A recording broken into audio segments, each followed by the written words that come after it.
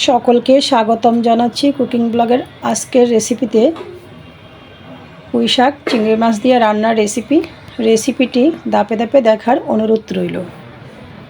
চিংড়ি মাছটাকে বেছে ধুয়ে নিয়েছি পরিষ্কার করে, পুঁই শাক ডাটা সহ কেটে নিয়েছি, সাথে একটা আলুও কেটে নিয়েছি, ধুয়ে নিয়েছি সবজিগুলো। চুলাটা অন করে একটি পাত্র বসিয়ে দিয়ে দিয়েছি পরিমাণ মতো তেল, কুচি করে রাখা পেঁয়াজ, সাথে একটি তেজপাতা, নাড়াচাড়া করে নিয়েছি, আবারও নাড়াচাড়া করে নিয়েছি।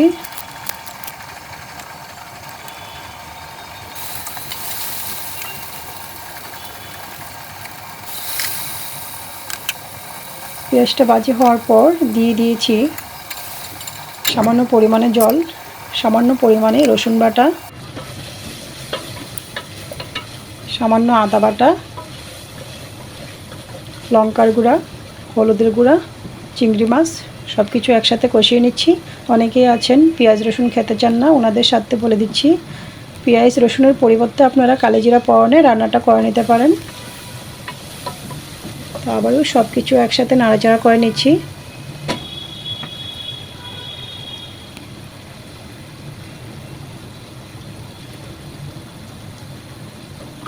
কেউ চাইলে আলাদাভাবেও চিংড়ি মাছটাকে লবণ হলুদ দিয়ে ভেজে নিতে পারেন। এই পর্যায়ে আমি অ্যাড করে দিয়েছি টালা জিরা ধনিয়া একসাথে গুঁড়া, আবারও নাড়াচাড়া করে নিয়েছি। তো চিংড়ি মাছ কষানো হয়ে গিয়েছে। এই পর্যায়ে আমি পুঁই শাক অ্যাড করে দিয়েছি, আবারও সব কিছু নাড়াচাড়া করে নিচ্ছি। ঢাকনাটা দিয়ে দিয়েছি খানিকক্ষণের জন্য, ফিরে আসছি খানিকক্ষণ পর। ঢাকনাটা নামিয়ে আবারও নাড়াচাড়া করে নিচ্ছি।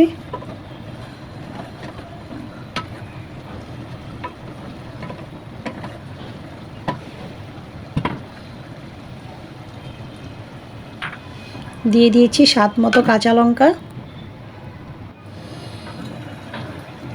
আবারও ঢাকনাটা দিয়ে দিয়েছি। ফিরে আসছি কয়েক মিনিট পর, ঢাকনাটা নামিয়ে নিয়েছি। দিয়ে দিয়েছি পরিমাণ মতো গ্রেভি, নাড়াচাড়া করে নিচ্ছি।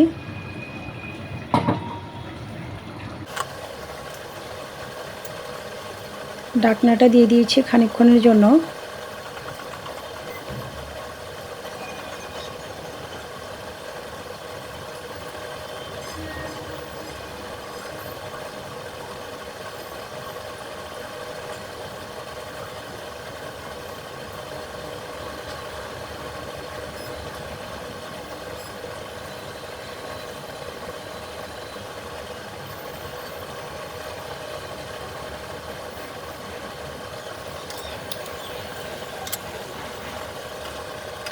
ফিরে আসছি 5 থেকে 6 মিনিট পর, ঢাকনাটা নামিয়ে নিয়েছি, আবারও নাড়াচাড়া করে নিয়েছি। তো রেডি হয়ে গিয়েছে আমার পুঁই শাক দিয়ে চিংড়ি মাছ রান্নার